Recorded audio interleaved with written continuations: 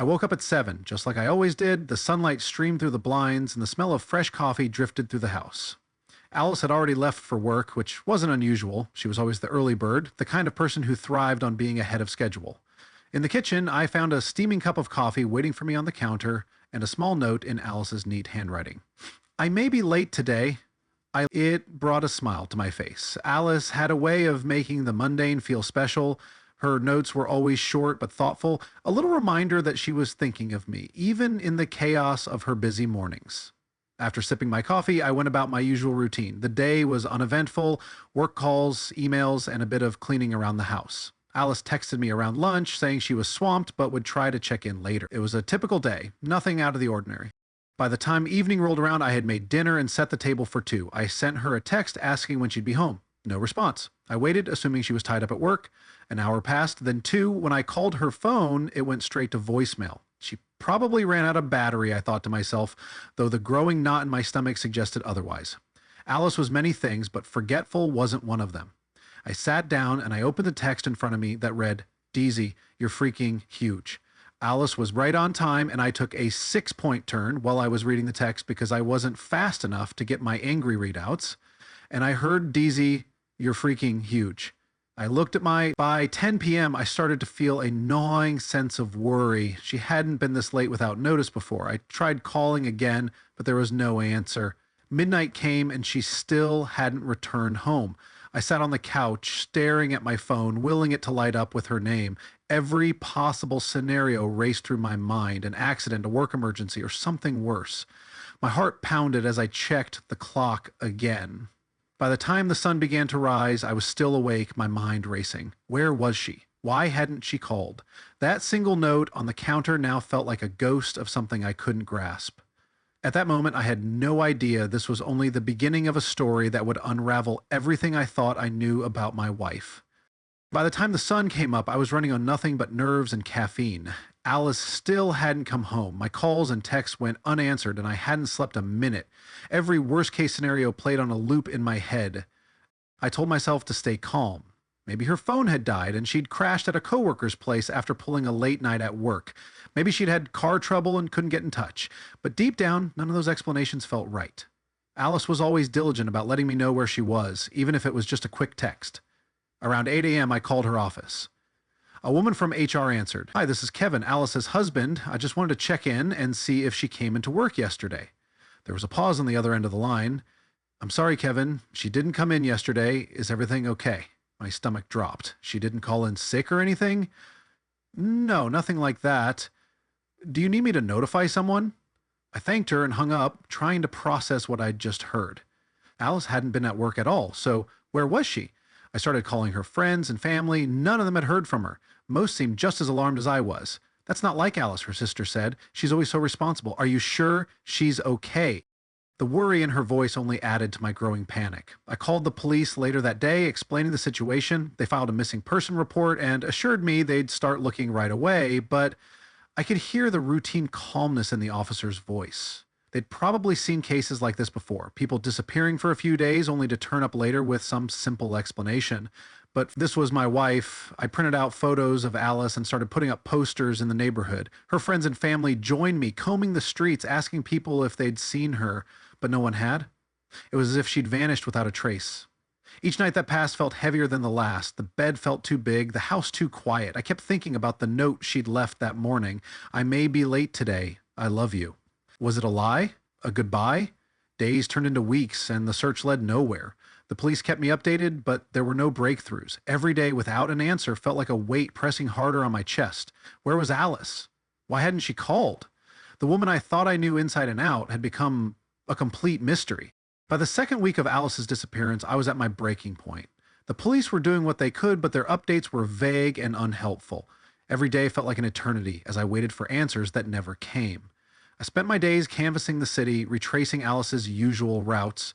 I visited her favorite coffee shop, her yoga studio, and the grocery store where we always shopped together. I asked anyone who would listen if they'd seen her, holding up her photo like it was my lifeline, but no one had answers, and the frustration gnawed at me. Alice's friends and family joined in, putting up posters and spreading the word on social media. Her sister even started a hashtag to raise awareness. But as the days turned into weeks, hope started to wane. People began offering empty platitudes like, maybe she just needed some time away, or she'll come back when she's ready. So that wasn't Alice. She wasn't the type to leave without saying something. She was methodical, organized, and always had a plan. The idea that she'd just vanished didn't make sense to me. The police finally provided a small update. They'd reviewed footage from nearby cameras. One video showed Alice getting into a taxi the morning she disappeared, but there was no sign of where she went after that. The trail went cold. I tried to focus on the few details I did know. The note she left that morning felt routine at first, but now it seemed almost ominous. It played over and over in my mind like a riddle I couldn't solve. At night, I found myself staring at the ceiling, replaying our last conversations. Had I missed something? A clue? A sign? The silence in the house was unbearable. Alice's absence filled every corner, turning our once warm home into a hollow shell. One evening, while pacing the house, I decided to look through her things. Maybe she'd left something behind that could explain what had happened. Her purse, her desk, even her nightstand, all of it felt like it belonged to a stranger now. But there was nothing, no note, no clue, no answers. The longer I searched, the more questions I had. Who was Alice really, and where had she gone? Frustration and exhaustion were weighing me down, but I couldn't give up. One evening, while organizing Alice's things in our closet, I noticed her old laptop tucked away on the top shelf. It was collecting dust, something she hadn't used in years since upgrading to a newer model. Out of desperation, I pulled it down and powered it on. The battery was nearly dead, so I grabbed the charger and waited for it to boot up. When the screen finally lit, I saw that she hadn't logged out of her social media account. A knot formed in my stomach. I didn't want to invade her privacy, but I couldn't ignore the possibility that this could hold some answers. I hesitated for a moment, then clicked on her messages. Most of them were mundane conversations with friends and coworkers, but their chat history was buried beneath months of casual exchanges, but when I scrolled back far enough, the tone shifted. The messages between Alice and Ben were personal, too personal. They spoke about dinners, private meetings, and even plans for a future trip. My pulse quickened as I read one message that sent my heart racing. 2 more days. I can't wait to see you. The date on the message was just 2 days before Alice disappeared. I sat there, staring at the screen, trying to process what I was seeing. It wasn't just the content of the messages, it was the casual way she spoke to him, as if their relationship was perfectly normal, as if I didn't exist. Still, I wasn't ready to jump to conclusions. Maybe this was just a misunderstanding. Maybe Ben was a friend, or maybe the messages didn't mean what they seemed to mean, but deep down, I knew I was lying to myself. The final blow came when I found a folder on the desktop labeled Work Documents. Inside, there were scanned copies of hotel reservations. One was for 2 people, booked just a day before she disappeared. The destination? Miami. My stomach dropped. Had she run away with this man? Was her entire disappearance planned? The pieces were starting to fall into place, but the picture they formed was one I didn't want to see. I closed the laptop, my mind racing. I had gone from worrying about Alice's safety to questioning everything I thought I knew about her. The woman I had spent years building a life with had secrets that I was only beginning to uncover. The discovery on Alice's laptop left me shaken, but I knew I couldn't stop there. If I wanted the full picture, I had to dig deeper. My emotions were a mess: confusion, anger, heartbreak, but something inside me refused to let go of the need for answers. The next morning, I decided to take a closer look at her belongings. I started with the closet, going through her handbags, boxes, and drawers with a sense of dread, and that's when I stumbled upon something unusual: a small decorative box tucked into the back corner of the closet. Inside, I found plane tickets. 2 tickets to Dubai, dated just 3 days before her disappearance. The names on the tickets were hers and Ben's. I stared at them, my mind racing. Dubai? That didn't line up with the Miami hotel reservation I found on her laptop. What was going on? Next to the tickets was a printed itinerary for a luxury hotel in Dubai, a luxury I told her not to take. She unlocked her phone and began to read the cruise communications content logos for me. The dates were for a week-long stay, and the reservation was for a suite. It felt surreal, like I had stepped into someone else's life. The woman I thought I knew wouldn't do something like this. She wouldn't lie, she wouldn't hide, and she definitely wouldn't leave me in the dark. The inconsistencies in her actions were piling up, and I couldn't make sense of them. On one hand, there were the messages with Ben and the Miami hotel reservation. On the other hand, these Dubai tickets painted an entirely different picture. Was she with Ben, or was there someone else? And why hadn't she taken the Dubai flight? I decided to revisit her email, which I had accessed through her old laptop. There, I found another breadcrumb: a receipt for a hotel room in Miami. matching the one I had seen on her laptop. The reservation was dated for a few days after her supposed disappearance. None of this added up. Was she in Miami or Dubai? Was she alone or with Benner or someone else entirely? That night, I barely slept. I kept replaying the sequence of events in my head, trying to connect the dots. Once again, I became convinced that Ben had not left me. The woman I had trusted with my life had a web of secrets so tangled that I didn't know where to start unraveling it. One thing was clear, I had to go to Miami. If she was there, I needed to see her with my own eyes. Before I could book my trip to Miami, I received a call from the police. They had reviewed more surveillance footage from the day Alice disappeared. What they found added another layer of confusion to the already tangled mess. "Mr. Carter," the officer began, "we've located additional footage of your wife on the morning she was last seen. She was captured getting into a taxi near your home." I gripped the phone tightly. "Did you trace the taxi? Do you know where she went?" The officer paused. "She was dropped off at Union Station. From there, she boarded a train headed south. That's as much as we've been able to confirm so far." "A train? South?" My thoughts immediately went to the hotel reservation in Miami. Could that have been her destination all along? But what about the plane tickets to Dubai? The officer continued. "What's unusual is that she wasn't alone in the footage. She appeared to be carrying a large suitcase, and she was, well, dressed differently than in the previous clips." "Differently how?" I asked, feeling my heart rate spike. "She looked, let's say, polished. Professional makeup, expensive clothing, heels. It was almost like she was going to an event, not disappearing."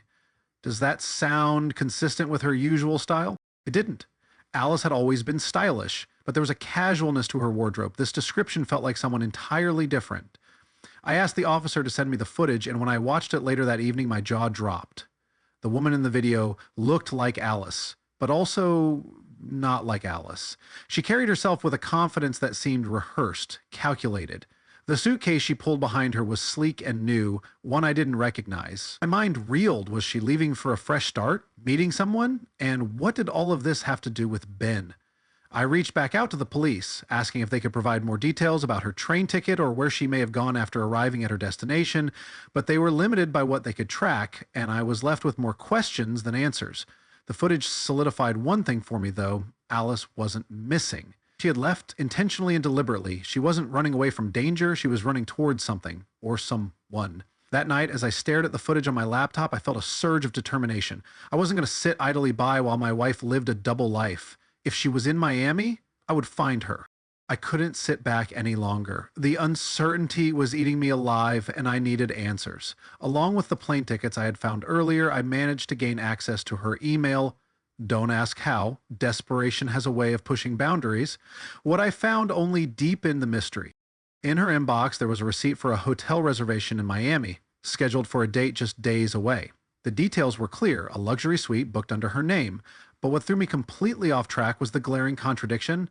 Those plane tickets I'd found earlier were for Dubai. Miami and Dubai?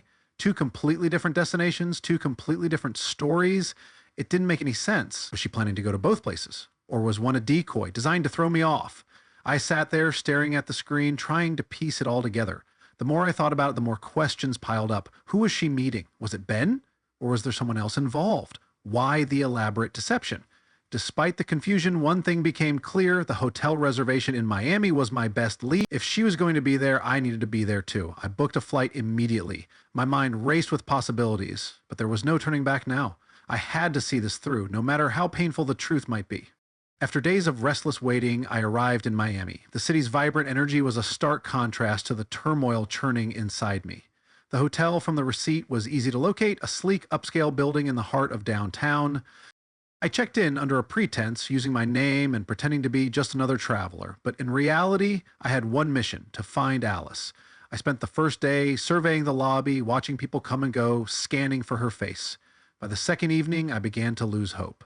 Maybe I had missed her, or maybe she was already gone. I decided to head to the hotel bar, more out of frustration than anything else. I ordered a drink and sat in silence, wondering if I had made a mistake coming here. That's when I heard her voice. It was unmistakable. Soft, yet with a sharpness that I knew all too well. I turned my head, and there she was, sitting just a few stools away. Her hair was styled differently, her makeup heavier, and her dress more revealing than anything I'd ever seen her wear. She looked like a stranger, but there was no mistaking it. It was Alice! She didn't notice me at first, engrossed in her phone. I took a deep breath, my heart pounding, and walked over. Hello, Alice, I said, my voice steady despite the storm inside me. Her head snapped up, and for a moment she froze. The color drained from her face, and her eyes widened in shock. Kevin, what are you doing here? Before I could answer, a man approached us. Tall, well-dressed, and confident, he placed a hand on her shoulder. Everything okay, babe? He asked casually. Babe? I shot him a look, then turned to her. So, this is Ben? The man frowned. Ben? Who's Ben? I'm Jack. Alice's face turned red as she stumbled over her words. Kevin, this isn't what it looks like. I can explain. But I didn't need her to explain. The truth was already painfully clear. Jack leaned in and whispered something to her, then turned to me. I don't know who you are, but I think you should leave. I stared at him for a moment, then back at Alice. No, Jack, I think you're the one who doesn't belong here, he said. Jack scoffed and walked away, leaving Alice and me alone at the bar. She looked down, avoiding my gaze. Kevin, I cut her off. I know everything. For the first time in weeks, I felt a strange sense of calm. Alice sat there, unable to look me in the eye. I could see the wheels turning in her head as she searched for an excuse, a way to salvage the situation, but I wasn't interested in hearing her lies anymore. So, Alice, I began, my voice sharp and calm, how long has this been going on? Is Jack just another business partner, or do you have a whole roster of these guys? Her face turned pale. Kevin, it's not like that. I can't explain, she stammered. Explain? Sure, why don't you start with the plane tickets to Dubai, or maybe the Miami hotel reservation, or better yet, why you left without so much as a goodbye. Explain that to me, Alice. Tears welled up in her eyes, but I wasn't about to let her play the victim. Kevin, I didn't mean for this to happen, she said weakly. It started as a business opportunity, but then things got out of control. A business opportunity? I repeated, laughing bitterly. Selling your body to strangers is what you call a business opportunity? Her silence was all the confirmation I needed, and she finally admitted what I had suspected. She wasn't just cheating. She had been living a double life, working as an escort under the guise of her business trips and late nights at work. Jack wasn't Ben, and Ben wasn't the only one. I did it for us, she said, tears streaming down her face. For our future, the money. For us, I interrupted, my voice rising. You think this was for us? Don't you dare twist this into some noble sacrifice, Alice. You lied to me, you betrayed me, and you abandoned me. Don't pretend this was anything but selfish. She broke down, sobbing into her hands. But her tears didn't move me. All I could feel was a hollow, burning anger. I had spent weeks worrying about her, searching for her, only to discover that she had orchestrated her own disappearance. I'm done, I said firmly. I'm not going to expose you to your family or ruin your life, but don't ever come back to mine. You made your choices, and now you get to live with them. She tried to grab my hand, but I pulled away. Kevin, please. I'm sorry, she pleaded. But I didn't stay to hear the rest. I walked out of that hotel and didn't look back. Leaving that hotel in Miami felt like stepping out of a nightmare. The weight of Alice's betrayal still pressed heavily on my chest, but for the first time, I felt a flicker of something else. Relief. It was over. The lies, the manipulation, the constant unease, all of it was behind me now. When I returned to Washington, D.C., I was greeted by the familiar stillness of our home. The silence that once felt unbearable. Now it was mine again, no longer shared with a woman whose secrets poisoned every corner. The weeks that followed were difficult. I filed for divorce immediately. Alice tried to reach out a few times, but I ignored her messages and calls. I'd made it clear that I wanted no part of her life anymore. She had made her choices, and I wasn't going to let her drag me down with her. Friends and family who had been supportive during her disappearance were shocked when I told them the truth. Oh! Some were angry on my behalf, while others were simply speechless. I appreciated their support, but I knew this was something I had to work through on my own. I started focusing on myself again, something I hadn't done in years. I picked up old hobbies like photography and hiking. I reconnected with friends I had neglected during my marriage. I even started therapy to work through the betrayal and rebuild my sense of trust. What I learned through it all was that Alice's actions, as devastating as they were, didn't define me. Yes, she had shattered the life we had built together, but that didn't mean I couldn't create a new one, better, stronger, and free from the shadow of her deceit. Months later, I found myself walking through a park on a crisp autumn morning. The air was fresh, the leaves vibrant with color. For the first time in what felt like forever, I felt light. I had a long way to go, but I was moving forward. Alice's betrayal taught me a painful but valuable lesson. Not everyone you love will love you the same way in return. And sometimes the best thing you can do is let go and start over. Life doesn't always go the way you plan, but it does go on. And for me, it was time to embrace that. Thank you so much for watching. I hope you enjoyed it. Tell me what you think about that story. Have a good day, and bye.